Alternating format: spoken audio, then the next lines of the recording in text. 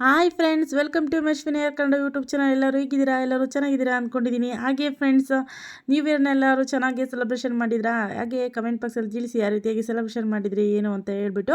Okay friends, ಇವಾಗ ನಾನು, ಪಾಪು, ರಾಕಿ ನಮ್ಮ 3 ಜನ ಸೆಲೆಬ್ರೇಷನ್ ನ್ಯೂ ಇಯರ್ ಮಾಡಿದ್ದು. ಏಕೆ ಅಂದರೆ ಅಮ್ಮ ಊರಿಗೆ ಹೋಗಿದ್ರು. ಯಾಕೆ ನ್ಯೂ ಇಯರ್ ದಿವಸನೇ ಊರಿಗೆ ಹೋಗಿದ್ರು ಅಂದರೆ ಫ್ರೆಂಡ್ಸ್, ಅಮ್ಮ ಅಜ್ಜಿ ಊರಿಗೆ ಹೋಗಿರೋದು. ಅಲ್ಲಿ ದೇವಿ ಮಾತ್ಮೆ ಕೇಳೋದಕ್ಕೆ ವರ್ಷನೂ ಹೋಗ್ತಾರೆ ಫ್ರೆಂಡ್ಸ್. ಅಲ್ಲಿ ವರ್ಷ ದಿವಸ ಲಾಸ್ಟ್ನೇ ದಿವಸ ಅಮ್ಮ ಹೋಗ್ತಾರೆ. ಅಪ್ಪಾಜಿ ಏನೋ ಕೆಲಸ ಇತ್ತು ಅಂತ ಬಿಟ್ಟು ಹೊರಗಡೆ ಯಾವುದೋ ಊರಿಗೆ ಹೋಗಿದ್ರು. ಹಾಗೆ ಅಲ್ಲಿಂದ ಬಂದಮೇಲೆ ಫ್ರೆಂಡ್ ಜೊತೆ ಪಾರ್ಟಿ ಎಲ್ಲ ಮಾಡಿಕೊಂಡು ಅಪ್ಪಾಜಿ ಲೇಟಾಗಿ ಬಂದರು. ನಾವು 3 ಜನ ಎಲ್ಲ ಸೆಲೆಬ್ರೇಷನ್ ಮಾಡೋದು ಅಂತ ಸ್ವಲ್ಪ ಬೇಜಾರಿತ್ತು. ಆದರೂ ಪರವಾಗಿಲ್ಲ, ಹೊಸ ವರ್ಷ ಅಲ್ವಾ, ಬೇಜಾರಾಗಬಾರ್ದು ಅಂತ ಬಿಟ್ಟು ಖುಷಿಯಿಂದ 3 ಜನನು. ಹಾಗೆ ಬಿಗ್ ಬಾಸ್ ಬರ್ತಾಯಿತ್ತು. ಬಿಗ್ ಬಾಸ್ ನೋಡ್ತಾ ಇದ್ವಿ. ಟೈಮ್ ಆಗಲಿ ಅಂತ 12 ಗಂಟೆ ಆಗಲಿ ಅಂತ ಬಿಟ್ಟು ನಮ್ಮ ರಾಕಿನ ಪಾಪು ಇಬ್ಬರು ಖಾರ ತಿಂತಾಯಿದ್ರು. ನಾನು ನೋಡಿ ಫ್ರೆಂಡ್ಸ್, ಕೇಕ್ ಚೆನ್ನಾಗಿದೆ ಅಲ್ವಾ, ಸಖತ್ತಾಗಿದ್ದೆ.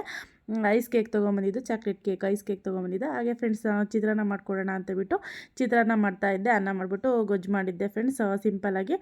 ಹಾಗೆ ಫ್ರೆಂಡ್ಸ್, ಬೆಳಗ್ಗೆ ಏನಾದರೂ ಸ್ವೀಟ್ ಮಾಡೋಣ ಅಂದ್ಕೊಂಡು ಚಿತ್ರಾನ್ನ ಸಿಂಪಲಾಗಿ ಮಾಡಿ, ಕೇಕ್ ತಂದಿದ್ದಲ್ವ, ಖಾರ ತಂದಿದ್ದೆ. ಆಮೇಲೆ 3 ಜನ ಎಲ್ಲ ಇರೋದು, ಸುಮ್ಮನೆ ಏನೂ ಮಾಡಲಿಲ್ಲ.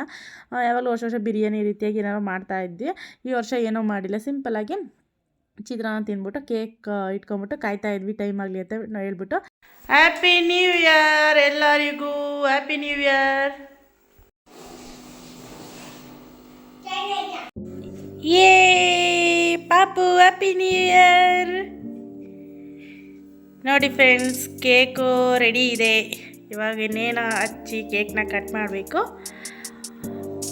ಟೈಮೆಲ್ಲ 12 ಗಂಟೆ ಆಗಿದೆ. ಬಂದರು ನಮ್ಮ ಯಜಮಾನ್ರು. Happy new year.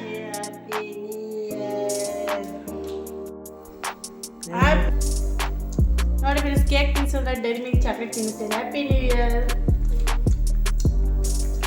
ಬನ್ನಿ ಕೇಕ್ ಕಟ್ ಮಾಡೋಣ, ಬನ್ನಿ ಬೇಗ. ನಾನು ವಿಡಿಯೋ ಮಾಡ್ತೀನಿ. ಇಲ್ಲ,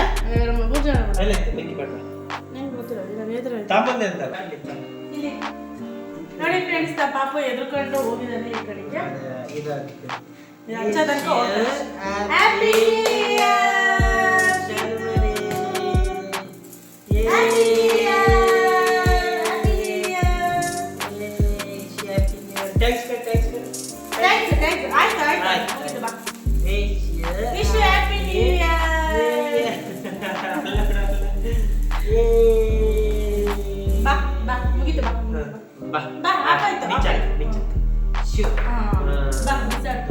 ಕಟ್ ಮಾಡು, ಕೇಕ್ ತಗ. ಕೇಕ್ ಕಟ್ ಮಾಡು, ಜಾಕಿ ತಿನ್ನೋದು, ಜಾಕಿ. ಕೇಕ್ ತಿನ್ನೋದು. ತಗ, ಇದು ತಗ. ಇಲ್ಲ. ಕೇಕು ನೋಡಿ, ಇದು ಕೇಕು. ಇಲ್ಲಿ ಕೂತು. ಓದು. ಈ ಕೈ. Wish you happy new year. ಎಲ್ಲರಿಗೂ ದೇವರು ಆಯುಷು ಆರೋಗ್ಯ ಭಾಗ್ಯ ಕೊಟ್ಟು ಕಾಪಾಡಲಿ ಎಲ್ಲರಿಗೂ. ಈ ವರ್ಷ ಎಲ್ಲರೂ ಚೆನ್ನಾಗಿರಿ. ನಮಗೂ ನಿಮ್ಮ ಪ್ರೀತಿ ಹಾಗೆ ನಿಮ್ಮ ವಿಶ್ವಾಸ ಇರಲಿ. ನಮಗೂ ನಮ್ಮ ಫ್ಯಾಮಿಲಿಯವರಿಗೂ, ನನಗೂ ನನ್ನ ಫ್ಯಾಮಿಲಿಯವರಿಗೂ ಹಾಗೆ ನಮ್ಮ ಪಾಪುಗೆ ಎಲ್ಲರಿಗೂ ವಿಶ್ ಮಾಡಿಬಿಡಿ ಹ್ಯಾಪಿ ನ್ಯೂ ಇಯರ್ ಅಂತ ಹೇಳ್ಬಿಟ್ಟು. Happy new year.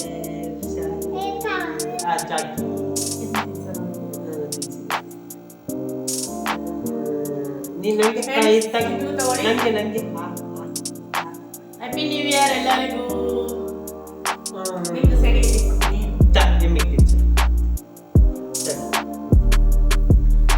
ಸ್ವಲ್ಪ ನಿಮಗೆ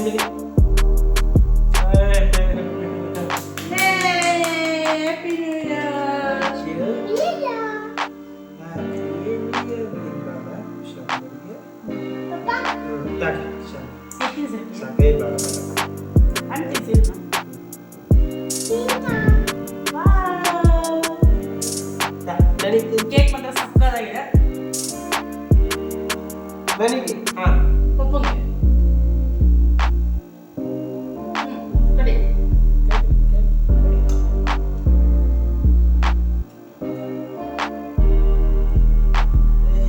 ಪಪ್ಪಂಗೆ ತಿನ್ನಿಸ್ತಾ?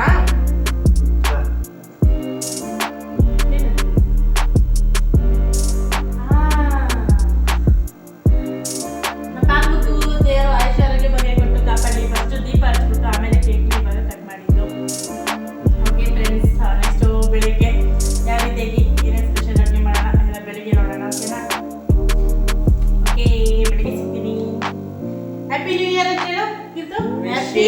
Happy new year. ಏನು ವಿಶ್ ಯು ವಿಷಯ ಹೇಳು wish you happy new year. ಪಪ್ಪಿ ಕೊಡೋರು ಇಲ್ಲ ಅಲ್ಲ ಗುಡ್ ಗುಡ್ ಓಕೆ.